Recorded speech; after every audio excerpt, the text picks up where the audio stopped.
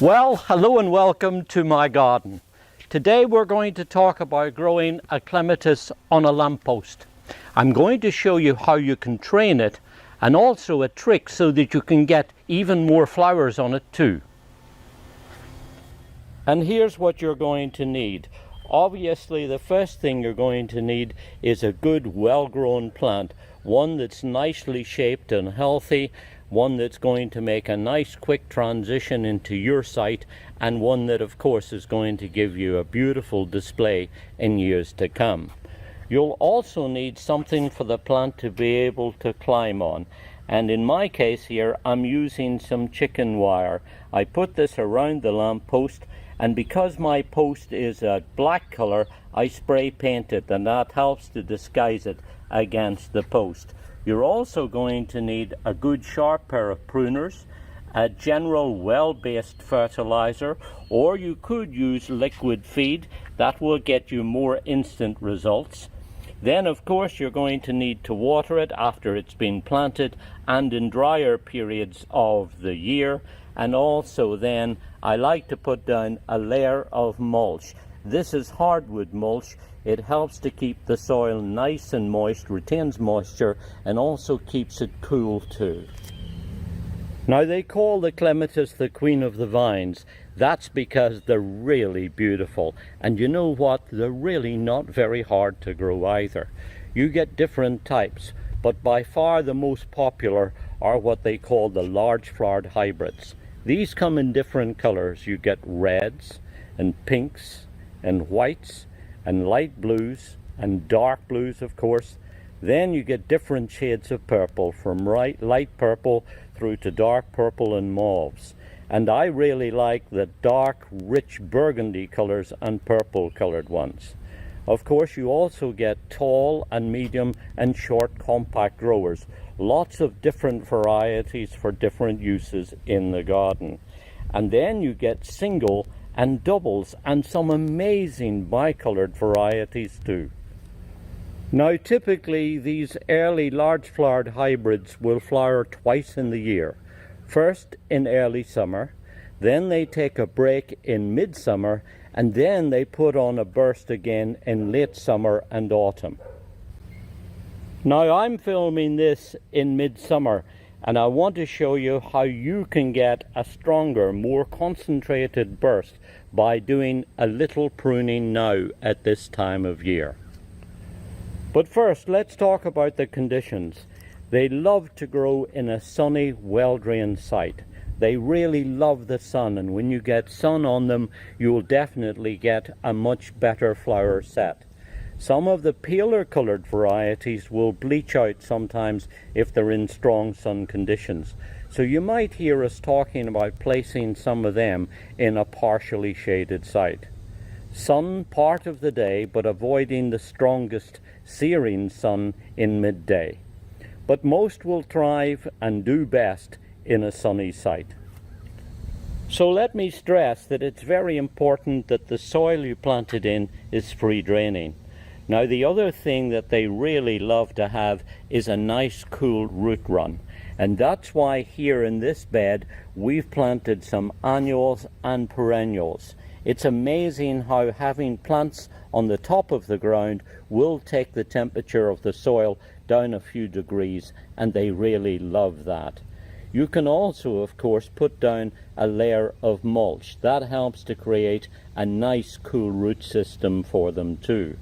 Now, in old Victorian gardens, they often planted them on the sunny side of a wall, but sometimes they would actually punch a hole in the wall and plant the roots on the shady side, the cooler side of the wall, thereby creating the old catchphrase that goes with growing clematis, in that they like to have their heads in the sun and roots in the shade.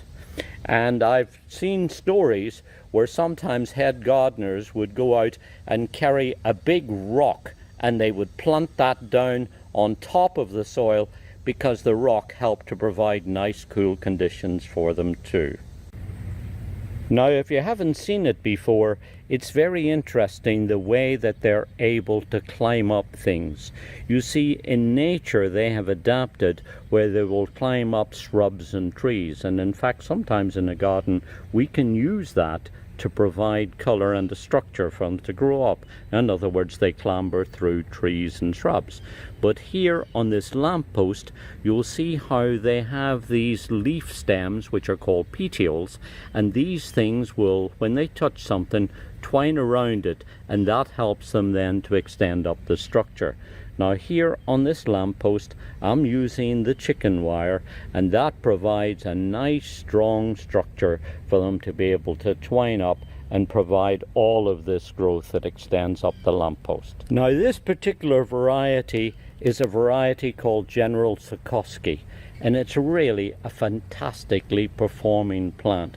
Here's one that was raised in 1972 by a Jesuit monk in Warsaw, Poland. The late brother Stefan Franzak looked after the garden in the monastery there, and behind the Iron Curtain, with his Jesuit connections, he got Clematis varieties from various parts of the world. So he started breeding Clematis, some daylilies and irises too.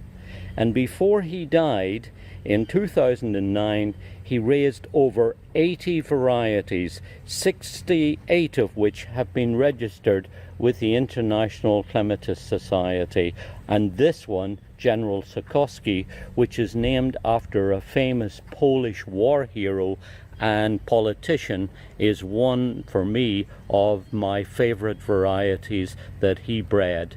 It was introduced by Jim Fisk from England, who got it originally from another Polish breeder called Władysław Knoll.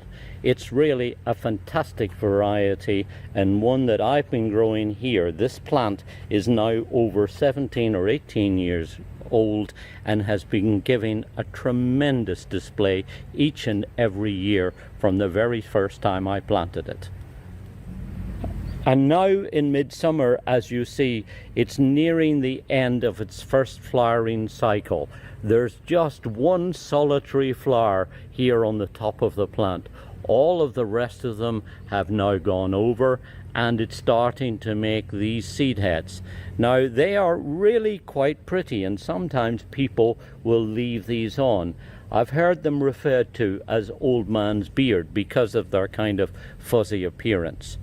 But between you and me and a gatepost, I really much prefer flowers, and here's the little trick I was telling you about. So what we want to do is, rather than have it put all its energy into producing these seed heads, instead we wanted to make new growth, so therefore when it flowers again in about 4 weeks or so, it's going to produce even more flowers going into the late summer and early part of the autumn time. So now with your pruners, we look to remove about 1/3 of the growth at this time of year. So what we do is we go back to where there's a node that's a joint in the stem, and just go in and remove about, as I say, 1/3 or so of the growth. So we just go in and snip this all back. Shorten back any weak or straggly growth. Just take that again back to a node. And if there's any dead stems like this one that perhaps got damaged by the wind or whatever, of course take that out too.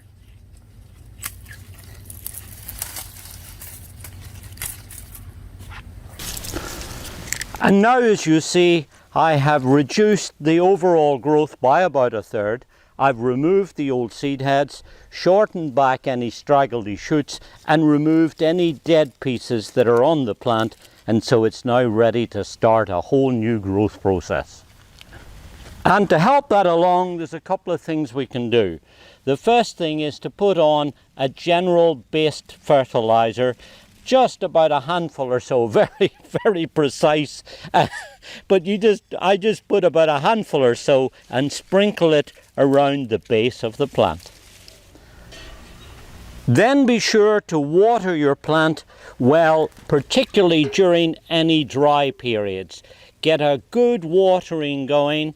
Make sure, of course, not to saturate it, but particularly during any dry prolonged period, it's really going to enjoy the extra nutriment that you give to it.